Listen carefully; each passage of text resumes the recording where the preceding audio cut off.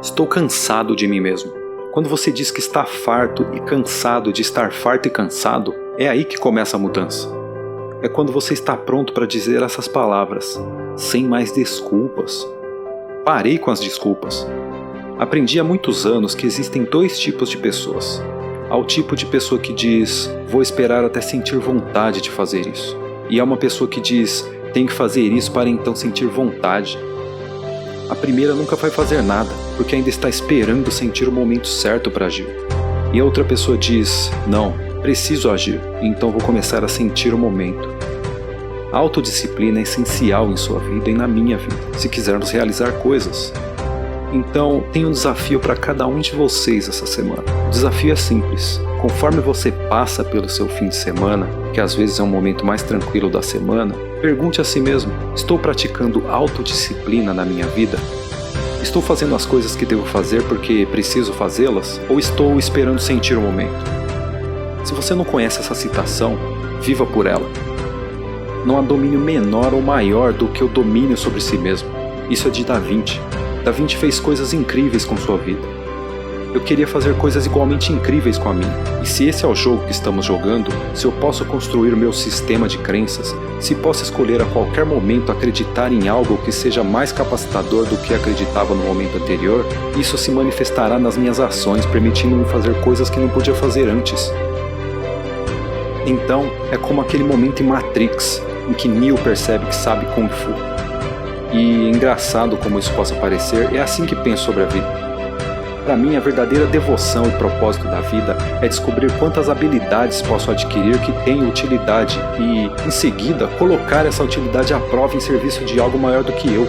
Pare de se comparar com os outros.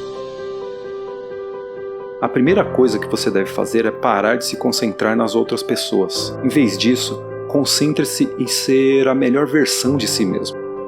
Em seguida, reconheça que você merece sentar à mesa com todos os outros depois de se tornar o melhor que pode ser. Agora, uma vez que você tem aceitado isso, você tem tanto direito ao sucesso e tanto direito de ter sucesso quanto qualquer outra pessoa. O próximo passo é aprender a falar a linguagem do sucesso. Você precisa se tornar fluente na linguagem do sucesso, para falar com facilidade. Cerque-se de pessoas que alcançaram seus sonhos e mergulhe na cultura da realização. A pergunta é, se você morresse hoje, quais sonhos, quais ideias, quais talentos, quais livros, quais músicas, quais lideranças, qual voz morreria com você? Miles Monroe, grande orador e palestrante, disse que o lugar mais rico do planeta não está no Extremo Oriente, onde há petróleo no solo. Não está na África do Sul, onde estão as minas de diamantes. O lugar mais rico do planeta é o cemitério. Você encontrará grandeza que nunca vimos antes. Você encontra talento, genialidade e potencial nunca realizados. Talvez seja por isso que Henry David Thoreau escreveu essas palavras. Todos têm que chegar ao ponto da morte apenas para perceber que nunca viveu. Talvez seja por isso que algum escritor desconhecido escreveu essas palavras. Por que você vive a sua vida inteira apenas para descobrir que estava errado, quando você foi escolhido para fazer algo diferente e você não fez? Repete comigo, por favor. Viva com fervor e morra vazio. Quero que você anote algumas coisas e pense em suas metas e seus sonhos nas 3 categorias que eu vou mencionar: pessoal, profissional e sua contribuição social. Quantos de vocês estão realmente comprometidos com suas metas e sonhos? Quantos de vocês não querem levar seus sonhos para a sepultura? Por muitos anos eu me detive. Eu costumava ver vídeos de motivação, ir a palestras de motivação, eu via e depois saía. Minha conversa comigo mesmo era o que meu coração dizia: eu posso fazer isso. Então minha mente perguntava: como? Como que você faria isso? Olhe para um homem como ele é. E ele só piora. Mas olhe para ele como se ele fosse o que ele poderia ser. Então ele se torna o que ele deveria ser. E uma das coisas que eu posso dizer enquanto você pensa em seus objetivos e sonhos, todos nós podemos afirmar com integridade que é possível. Se alguém em algum momento viveu seu sonho, é possível que eu possa viver o meu. E o que eu fiz foi cometer um erro. Olhei para meus objetivos e sonhos em minha mente e disse: como você fará isso? Há um problema que diz que se não há inimigo dentro, o inimigo fora não pode nos ferir.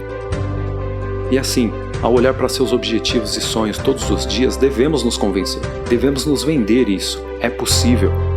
Cada seminário, cada workshop, cada livro que eu já li, cada palestrante que já vi interrompeu o que eu estava acreditando sobre mim naquele momento.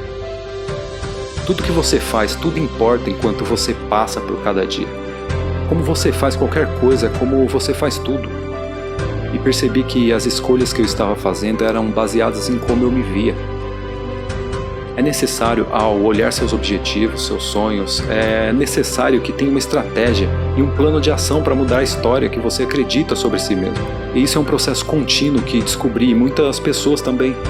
Mas o que fazemos, o que realizamos, o que produzimos é resultado da história que acreditamos sobre nós mesmos.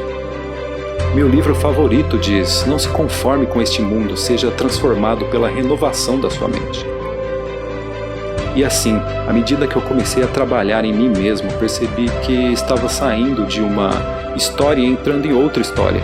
À medida que me torno consciente de algumas coisas, ainda há coisas das quais eu não estou ciente. Então eu ainda estou aprendendo, ainda estou crescendo, ainda estou me desenvolvendo, mas graças a Deus eu mostrei o que eu era.